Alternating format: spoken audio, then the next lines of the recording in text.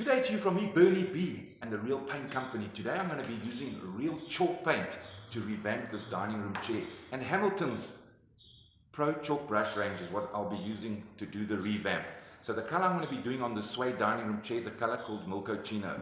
The Real Paint Company does 12 standard chalk paint colors plus white at $1.99 a litre. So come on and cash in on this deal. But let's get this chair revamped with the Real Chalk Paint and Hamilton's Pro Chalk Brush range. Okay, so there's my Pro Chalk blending brush from Hamilton's, some chalk paint, some water, and that's the color card. Okay, so first of all I want to get this chair, this material, dampish. Don't over wet it, it must just be damp. With a spray bottle is perfect, and clean water. Why am I doing this? Because the chalk paint absorbs better into the material this way. Okay, so Milkocino, real chalk paint with my blending brush from Hamilton's, and just a nice thin coat.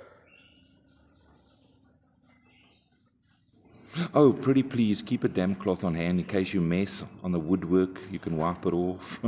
So now we apply this first thin coat. We come back after 2 hours once it's dried and put a second coat on, undiluted, not wetting the chair again, just a second coat of the chalk paint undiluted over the first coat. So out in the sun for 2 hours and then we'll come back and do a second coat.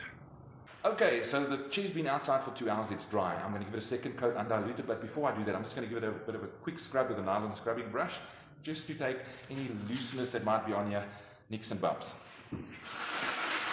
Okay, with the second coat, I find sort of doing a circular motion, putting it on in a circular motion helps get into like the lighter and darker areas of the material, because with the first coat, you still kind of see some lighter and darker patches, and by doing this you're kind of blending the two coats of paint into each other, and then it looks really good and uniformed. That's just a tip.